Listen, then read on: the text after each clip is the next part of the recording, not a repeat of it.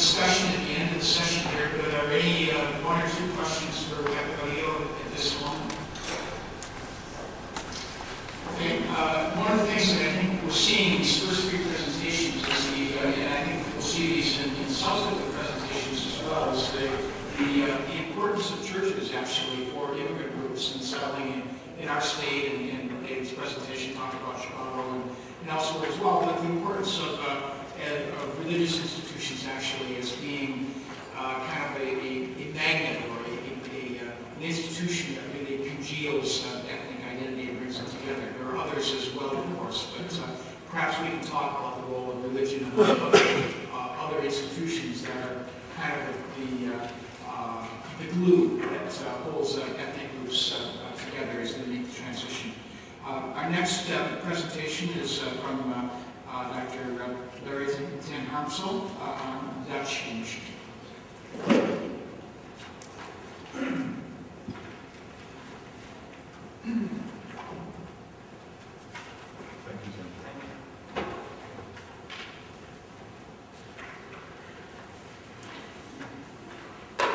Good morning. I suppose it doesn't hurt for you to continue to look at this picture while I talk. No, that's fine. I will not be using any visual aids, and this is more colorful and delightful than any picture you would see of the Dutch community. Because it involves dancing, you know.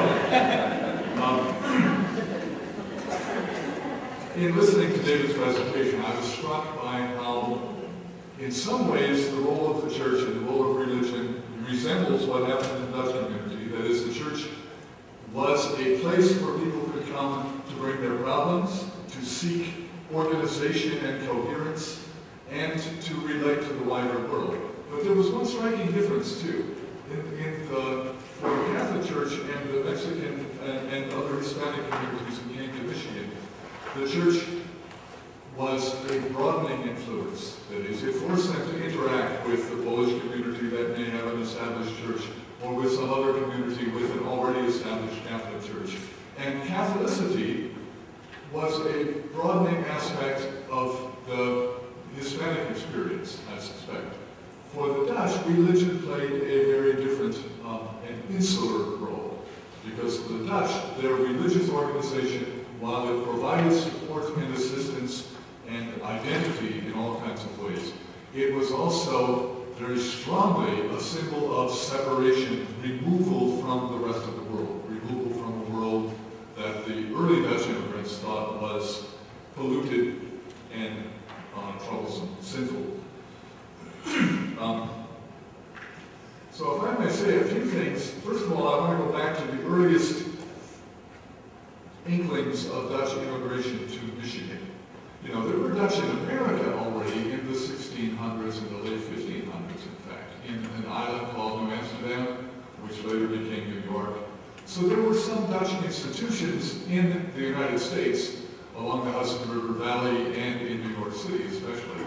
But in the Midwest, there was very little Dutch presence until 1845, when a huge potato famine hit the Netherlands, as it had hit Ireland sometime earlier. By 1846, then, as a result of that potato famine and some real problems in the Netherlands in the farming communities, and it was mostly farmers, people from farming communities who immigrated from the Netherlands to America. There was trouble brewing in the Netherlands, and it had to do with the economy, it had to do with the isolation and impending poverty of a lot of farmers, especially in the far north of the Netherlands, far away from Amsterdam and Rotterdam, the big cities, and in the far south, in the Delta area. In those two parts of the Netherlands, at two ends of, well, the Netherlands is a very tiny country, so they aren't that far apart, but those were the two groups who were most troubled. Now, they were also, and I'm not sure this is an accidental connection, they were also the centers of a religious secession. They called themselves the seceders. In Dutch, the afgescheidenen. It's a term that, although I grew up with American-born parents, I always knew the word afgescheiden. That meant those people who were cut off. Those people who cut themselves off from the state church. And I want to talk a little bit about the history in the Netherlands before they came here, because I think that bears directly on what happened when the group got here. In the Netherlands, the state church, which was a Calvinist church, had become more and more liberal in the eyes of these farming communities. The state church, and they always thought it was important to have a state church. The state church was Calvinist, but the government had taken a heavier role in the church. It's sort of what happens, when the state is involved in an official church, the state is going to have a role in that. These people did not like the state's involvement, and they used a special kind of code language to address the problems. They were constantly petitioning the state government, saying the state has violated the terms of the Belgian Confession. Now, the Belgian Confession is something nobody who's not Calvinist would know anything about, and it's one of several statements of Calvinist belief. But the Belgian Confession is unique in one way. That is, the government signed it, and it calls on the government to persecute Catholics and Baptists and Baptists. It specifically calls on the government to do that. These two groups, these seceders, these Hafensteigen, kept petitioning the government to persecute the people whose religion was wrong. The government pretty much ignored them. This was the Netherlands, after all. This was a place where in the big cities, in Amsterdam had welcomed a Portuguese synagogue. A huge community of Jews from Portugal who were thrown out of that country. Amsterdam said, well, come to our city. We would like to have you here. We will help you. We will support you, and so forth. In Holland, there were Catholics like Erasmus, with a long history in Rotterdam of he's seen as a great hero to the Dutch. There were philosophers like Spinoza. He was Jewish in his birth, in his community, but his philosophy was incompatible with Judaism. He was considered to be sort of non-religious, a terrible thing, and yet he too was tolerated in Amsterdam.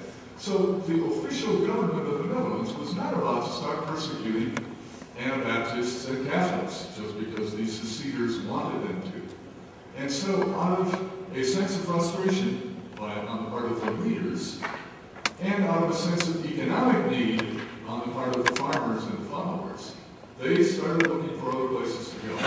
They thought about going to Java. The weather would have been very nice there, much better than the Netherlands, they thought. But Java didn't work out.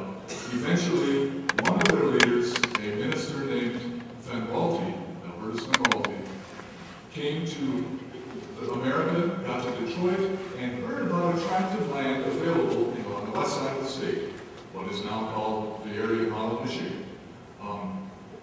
It was a very fortunate time in all sorts of ways for such an enterprise to happen.